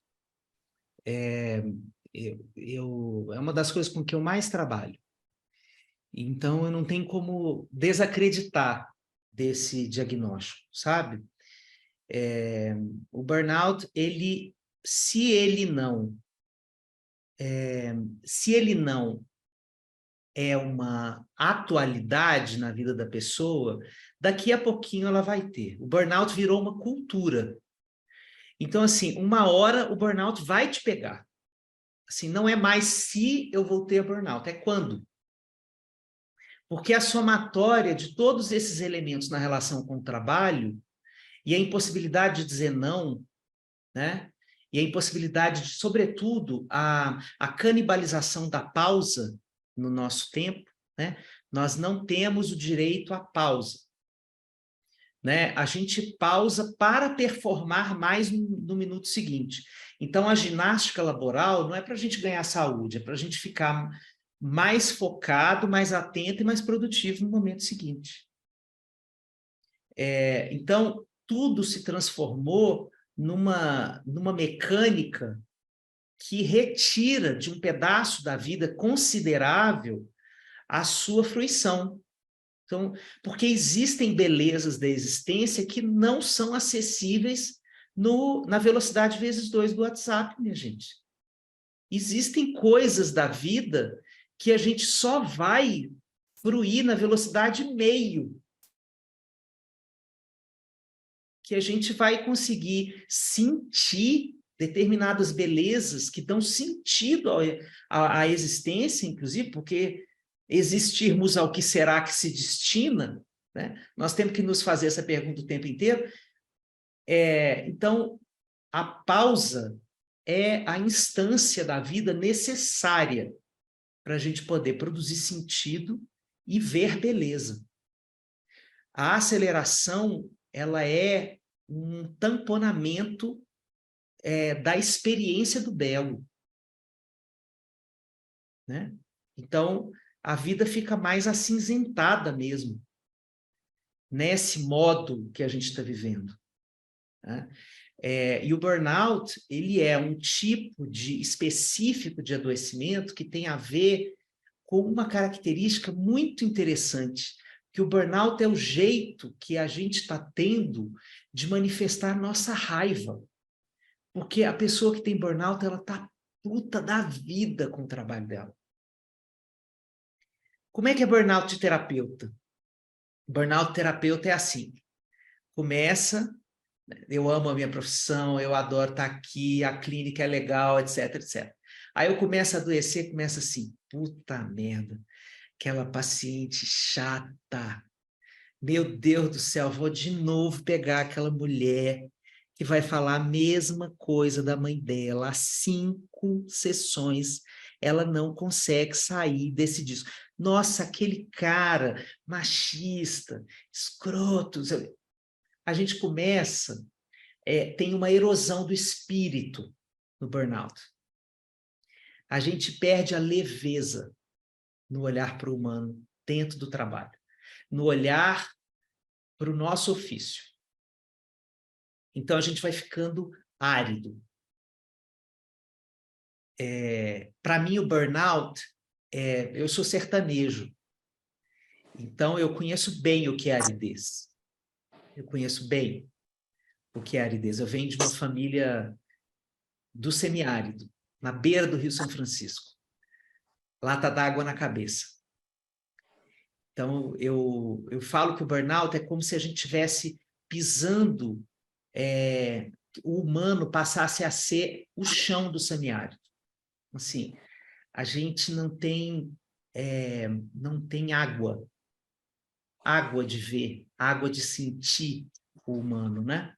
Então, eu acho que o burnout é uma coisa importantíssima de ser debatida. O que está acontecendo nas empresas hoje? O burnout está chegando na alta cúpula.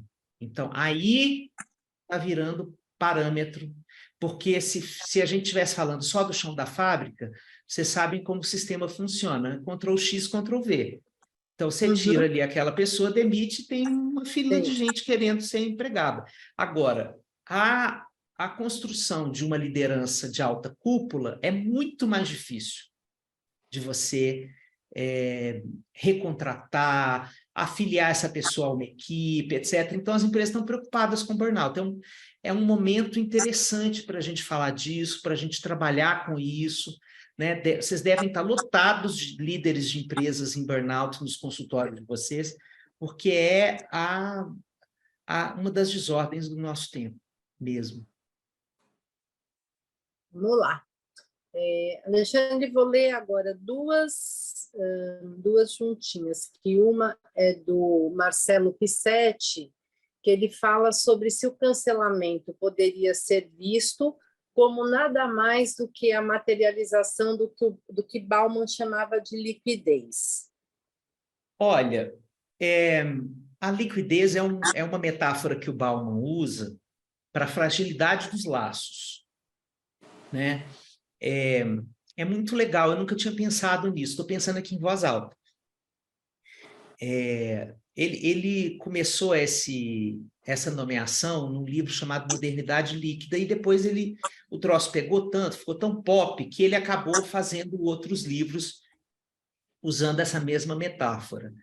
Essa ideia de liquidez está associada a uma sensação de que no mercado dos vínculos eu tenho muito mais possibilidades do que limites.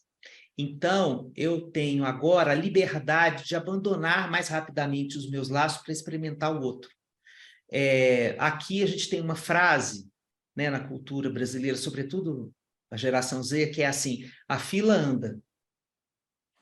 Né? O Gilles Lipovetsky, que é um filósofo francês que eu adoro, ele tem um livro chamado A Era do Vazio, em que ele fala que nós nos transformamos em experts em seduzir e um fracasso em manter relacionamentos. Porque para manter relacionamento, a gente precisa de fazer DR, concessão, né? E o que a gente está... A concessão necessária para a gente longevizar uma relação passou a chamar passar pano. Então, nessa expressão, está cabendo tudo. O pano, que às vezes a gente passa mesmo e que não deveria passar, para violências, para relações abusivas, etc. Mas o mínimo de atrito que acontece na convivência de qualquer relação está recebendo da cultura o seguinte mandato: não se responsabilize por isso, corte a relação e vá para outra. Então, o cancelamento, né, pensando junto com você aqui, tá? O cancelamento é uma das formas dessa liquidez, porque ao invés de eu me relacionar com a minha decepção sobre aquela pessoa, eu mato aquela pessoa em mim. Né? Se por exemplo, eu sou um fã da Carol Conká, e aí ela vai para o Big Brother e tem uma atitude que eu reputo como desumana, ao invés de eu me haver com a minha frustração, com a minha decepção, eu projeto isso nela e cancelo e mato ela. Né? Isso é um ato, se a gente for pensar psiquiatricamente, é uma atitude borderline.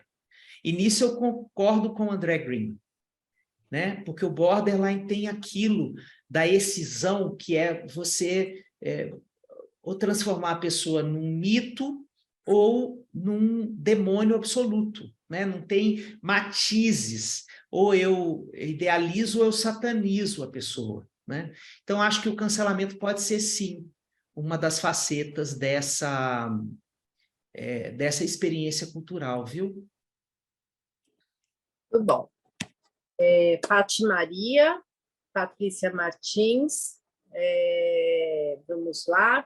Alexandre, boa tarde. Gostaria de agradecer imensamente a sua fala, um bálsamo. Achei maravilhosa a ideia que a saída para essa questão será coletiva. Gostaria de ouvir a sua opinião sobre a questão da confiança. Sinto as pessoas cada vez mais desconfiadas, agressivas e ensimesmadas. Sim. Como podemos articular esta relação entre a saída pelo coletivo e a sociedade cada vez mais solitária e individualista? Um grande paradoxo. Isso aí. Nossa.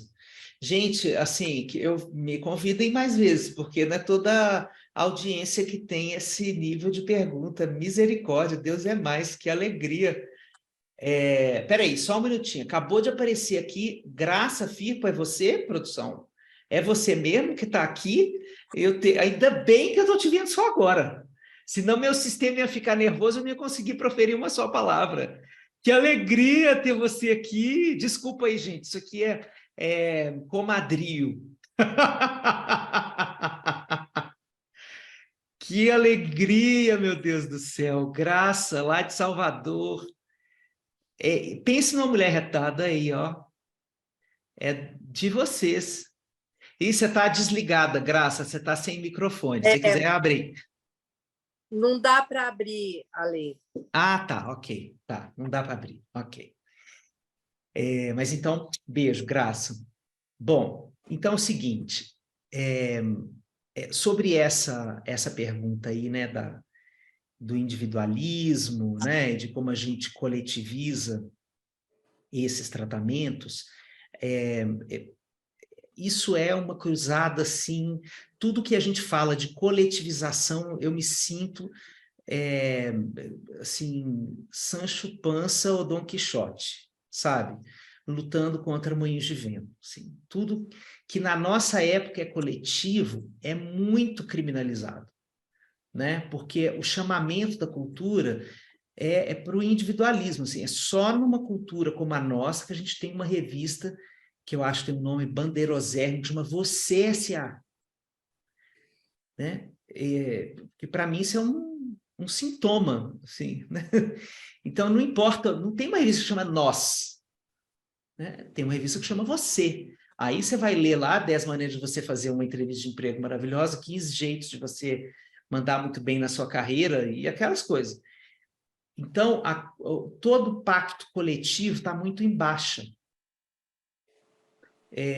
Todo discurso coletivo é visto como perda de ambição. E ambição, na nossa cultura, é uma moeda muito cara. Uma moeda muito valorizada. Então, todas as vezes que você se pauta para o coletivo, vem gente falar, mas você não devia cuidar melhor de você? Você não devia cuidar mais de você? Você não está deixando de olhar para você? Né? Então, isso pode ser, inclusive, uma armadilha para nós, como terapeutas, porque, sim, existe esta pessoa que olha sempre para o outro e se descredibiliza como uma pessoa merecedora de atenção, de energia, etc. Isso existe, precisa ser tratado, mas esse discurso social está confundindo esse aspecto, né? A, a, a disponibilidade para construir mundos através das ações coletivas, ela não é bem vista pela nossa época. E às vezes a gente vai receber esse sermão dentro de casa. Vai ser a mãe ou o pai que vai falar assim, mas você devia cuidar da sua carreira, né? Você está perdendo tempo. Olha, não faça como eu perdi muito tempo na minha vida. Foque, né? Então, eu acho que assim, construir espaços coletivos é sempre desafiador, sempre. E o que a gente faz para manter espaços coletivos vivos? Tem que ter muita gente falando deles. Muita gente falando deles. Então, por exemplo, quem vai e monta um grupo e coloca típico, né? Assim, nós que trabalhamos de uma forma mais humanista, o que a gente faz? A gente pega um cartãozinho, faz um folder e coloca com uma taxinha no quadro de aviso do restaurante vegano. Então, eu vou fazer o grupo X voltado para tal pessoa. Ninguém vai ler aquele negócio. Isso vai dar zero longevidade para esse grupo. O que faz um grupo permanecer vivo é muita gente falando dele, muita gente indicando ele. Então, a gente tem que ter muitos profissionais conectados com a existência do nosso grupo que a gente está fundando, qualquer que ele seja, né? Um grupo de ação social, um grupo terapêutico, ele precisa ser dito. Tudo na nossa época tem que ter buzz, tem que ter furdunço linguístico, tem que ser trending topic, entende? Nem que seja no condomínio. Tem que estar na fofoca. O que a gente está fazendo tem que estar sendo comentado. Né? Mais do que nunca, isso é uma necessidade do nosso tempo para esses projetos coletivos poderem longevizar. Tem iniciativas maravilhosas que às vezes as pessoas vêm me contar, supervisão, coisa desse tipo, que eu morro de tristeza, porque às vezes são projetos lindos que não conseguem alcançar a mínima longevidade porque morrem antes, né? Ah, eu fiz um troço super legal, veio uma pessoa, né? Ale, vamos lá. O Ivan Marcel, grato de coração, Alexandre, por tua fala e presença, fui tocado em vários momentos, Pati, Juspe, grato pela palestra, obrigado. Venho acompanhando o trabalho do Alexandre, do qual me identifico muito e me sinto muito conectado como homem psicoterapeuta. Gostaria de te Ah, que ouvir coisa falar, boa. gostaria de Obrigado. te ouvir falar mais sobre a importância do idoso na sociedade hipermoderna. Nossa, uau. Vamos lá. Nossa, não sei por que agora eu lembrei de Fátima Bernardes. Acho que é porque a gente tem conversado muito sobre esse tema do etarismo e, por exemplo, Fátima é um símbolo, né? É um símbolo. Estava com a vida ganha, estava no jornal mais importante do Brasil, casada, cheia de dinheiro, não sei o quê, destruiu tudo aquilo ali para construir uma coisa nova, está com um novo namorado, e aí depois também acabou com o programa e está fazendo outras coisas. E uma vez nós estávamos conversando, no ar, inclusive, e eu disse para ela assim, foi um dia que a gente estava... tinha uma dessas, como é que chama? Não é hashtag, não, trend. Para quem não conhece essa palavra, trend é uma modinha de internet, é uma tendência, né? Então, é uma ação na internet que todo mundo faz a mesma. Pode ser uma dancinha, pode ser um quiz, pode ser qualquer coisa. Nesse dia era assim, você tinha que postar uma foto sua 10 anos antes e hoje. Não sei se vocês lembram dessa... Isso foi um pouquinho antes da pandemia, lá para 2019. E aí, a Fátima colocou uma foto dela, 10 anos, na bancada do Jornal Nacional, uma foto dela naquele dia, inclusive com aquela roupa que ela estava. Ela estava linda, de cabelo solto, assim, e no Jornal Nacional ela estava com aquela coisa meio careta, assim, de terninho e tal. E eu falei no ar, eu falei, Fátima, você está muito mais linda hoje. E aí ela agradeceu e tal. Eu falei, tem muitas vidas para a gente viver numa vida, né? Você, para mim, é um exemplo de quantas vidas a gente pode viver numa vida. Então, eu acho que o que a gente está discutindo hoje, do ponto de vista do etarismo, é isso. A partir de quando a cultura impede ao humano a possibilidade de começar uma vida nova, né? Isso aí tem reverberações para todos os campos da existência, né? A partir de quando eu não posso mais mudar de profissão, a partir de quando eu não posso mais mudar de parceiro afetivo, a partir de quando eu não posso mais mudar de gênero, né? A Laerte está aí, fez uma transição de gênero na terceira idade, né? Então, a gente tem essa pergunta hoje, e que eu acho que é uma pergunta que ainda vai florescer muito no Brasil. Primeiro, porque nós somos um país idoso, que está cada vez mais envelhecendo, né? Segundo, porque a gente não quer só comida, a gente quer comida, diversão e arte, né? Então, essa história da vovó Dona Benta tricotando ali, eu acho que nem a Zilka Salaberry devia ser desse jeito, né? Tinha muita vontade de tê-la conhecido pessoalmente para saber como ela era, mas o que eu tenho vivido, por exemplo, como terapeuta de família, tem umas coisas maravilhosas, tipo o neto falando que a avó está no Tinder. Olha que coisa maravilhosa.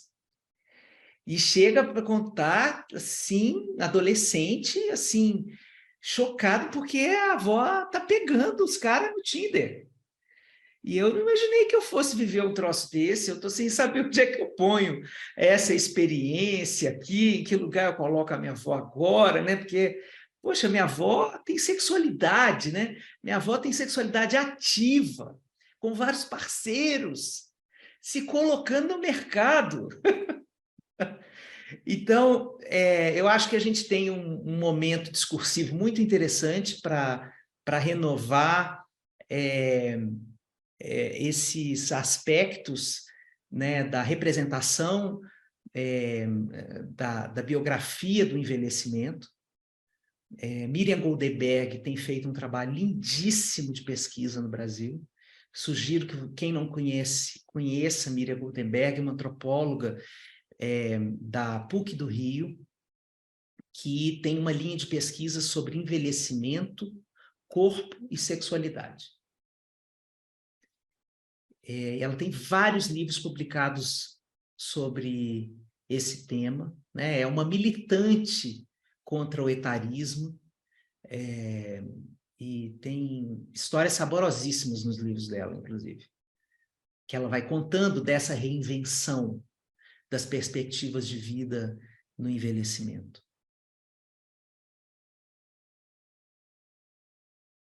Tá sem... Patrícia, está sem voz, não estou conseguindo te ouvir. Desculpa. Não, estava falando que, infelizmente, eu não vou conseguir, a gente não vai ter tempo para o Alexandre responder todas as perguntas. Ale, aonde que as pessoas podem te encontrar, um e-mail, além do Instagram, você pode disponibilizar? Claro. Olha, eu estou no Instagram, né, Alexandre Coimbra Amaral, vocês podem me procurar. Meu Instagram, ele é o avesso do que deveria ser um Instagram de influencer, porque diz que tem que estar todo bonitinho, diz que tem que ter uma paleta de cores, e eu não tenho paleta de cores nem para vestir, nem para fazer Instagram. É o que me dá na telha falar, eu falo, e a gente vai construindo assim essa comunicação. Eu quero, então, dizer que eu estou no Instagram, o meu e-mail é alexandrecoimbramaral@gmail.com. Tem um podcast chamado Cartas de um Terapeuta, que é uma inspiração em programas de rádio de antigamente, né? Eu adorava quando era... Alexandre, que bom que você falou isso, porque quando eu ouço, mas olha, me manda para um lugar muito antigo da minha cabeça. Então você captura os nossos inconscientes coletivos aqui, ó. Nossa, olha, eu vou te falar uma coisa. Outro dia eu estava ouvindo e eu falei para o meu marido, eu falei, amor, você lembra de uma coisa que chamava Pingos de Val da Labarda? Era uma balinha que tinha. E tinha uma moça que trabalhava em casa e ela juntava todos os bilhetinhos da Pingos de Alabarda, escrevia uma carta romântica e mandava para a rádio. E passava a tarde esperando a pessoa ler a carta dela. E eu lembrei tanto desses momentos. Gente, ouçam, porque é muito maravilhoso o podcast. Então, mas olha, eu vou ter que... Vocês vão achar que a Patrícia foi contratada hoje, né? Que coisa maravilhosa! Eu vim aqui trabalhar e estou recebendo chuvas de biscoitos dessa janela para essa aqui, ó. Mas, então é o seguinte, o Cartas de um Terapeuta, a Patrícia capturou tudo, né? É um podcast feito com o desejo de ser igualzinho um programa de rádio de antigamente, Nossa, em que as pessoas mandavam cartas, né? Arlindo Orlando e a Mariposa Apaixonada de Guadalupe, lembram? Da música do Evandro e tal. Então, é mais ou menos essa ideia. Então, as pessoas me mandam cartas contando dos sofrimentos delas, e eu comento essa carta num episódio de aproximadamente 30 minutos. E era assim até o final da primeira temporada. Ele tem 1 ano, esse podcast, né? Mas ele cresceu muito, assim, chegou a top 2 no Spotify, foi uma coisa absurda. E aí, no intervalo da primeira para a segunda temporada, uma pessoa me manda uma carta chamada Rodrigo Santoro. Aí, eu sempre coloco o nome fictício, mudo as histórias e tal, para evitar a identificação. Eu falei com o Rodrigo, olha, é o seguinte, eu não tenho condição de colocar pseudônimo em Rodrigo Santoro. Você topa conversar e fazer um episódio? Você me dá a honra de uma entrevista para a gente conversar sobre isso? E ele, eu topo. E aí, eu fiz uma entrevista com o Rodrigo, que foi maravilhosa.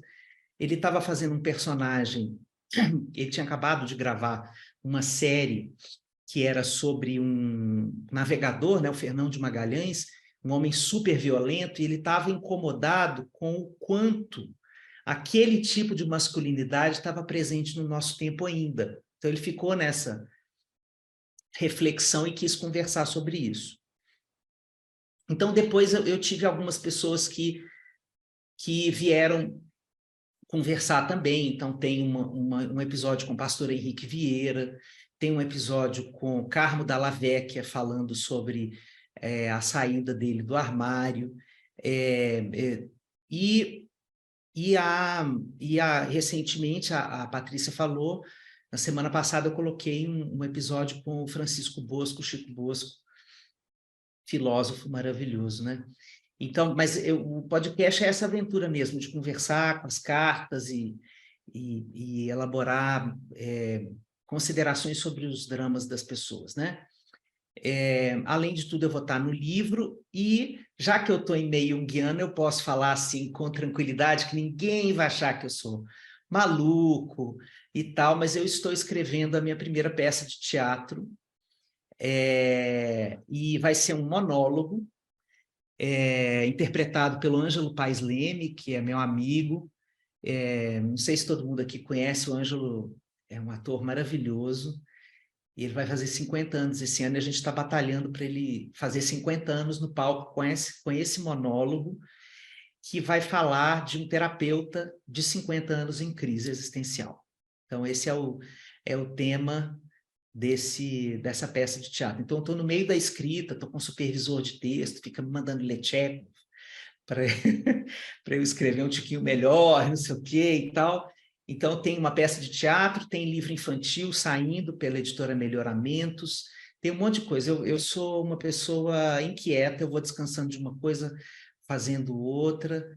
E uma coisa que eu também quero celebrar aqui com vocês. O Serginho Groisman me chamou para Altas Horas. E aí eu fui para Altas Horas. E aí, como se não bastasse conhecer o Serginho, que era um dos ídolos da minha adolescência, eu tive Chitãozinho Chororó cantando Evidências. Minha gente, eu não sei aonde eu fui parar. Eu fechei os olhos, levantei os braços, eu não sei onde eu fui parar.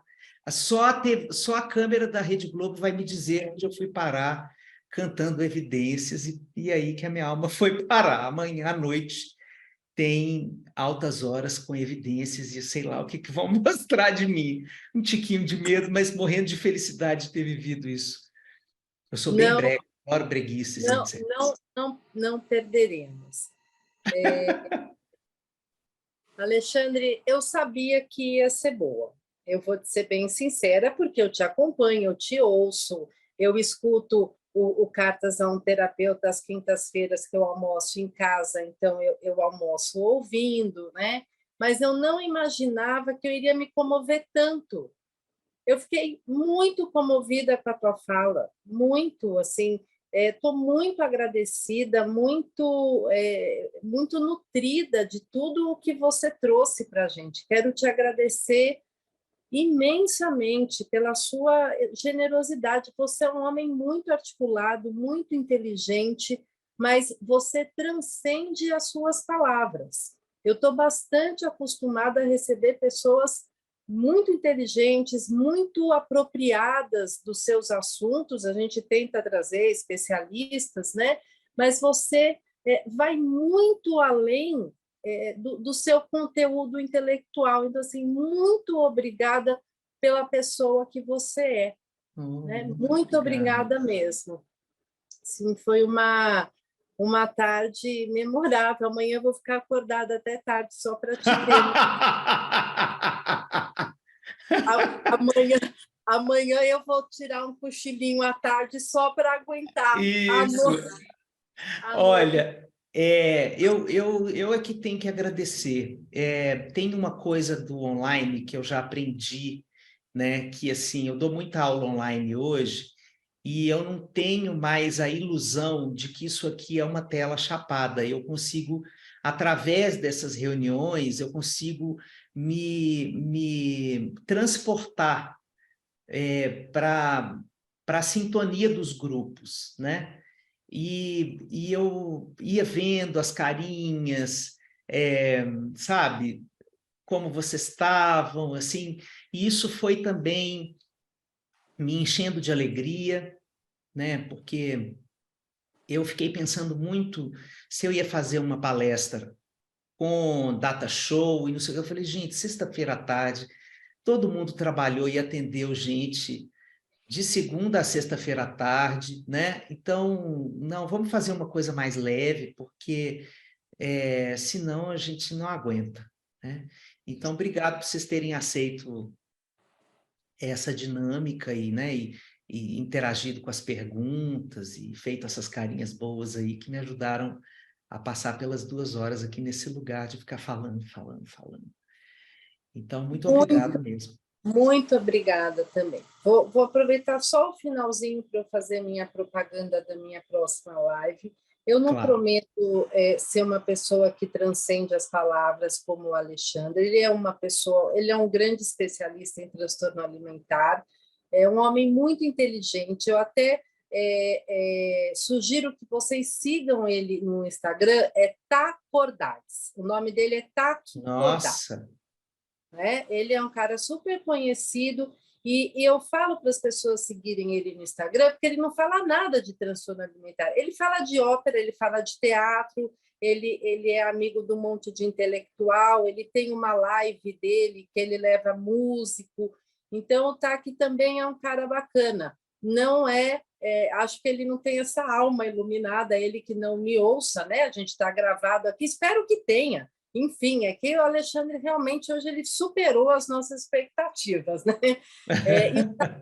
E o TAC vai vir falar dia 19 de maio sobre o impacto das redes sociais nos corpos idealizados e consequentes transtornos alimentares. Nossa, excelente. Por conta disso, tá? Então, lá no site do JUSP ou na página do JUSP, vocês conseguem acompanhar, se inscrever e tal. E eu espero vocês. Ale, super obrigada. Super obrigado, gente. Obrigado, parabéns para vocês pelo trabalho, parabéns pelo trabalho do Instituto Jungiano, que eu conheço pelas pessoas que saem daí, né? Obrigado pela sustentação viva de um pensamento, de uma abordagem tão maravilhosa como a abordagem junguiana. Obrigado. Obrigada, obrigada. Obrigada, gente. Obrigada a todos vocês. Beijos. Beijo, Graça.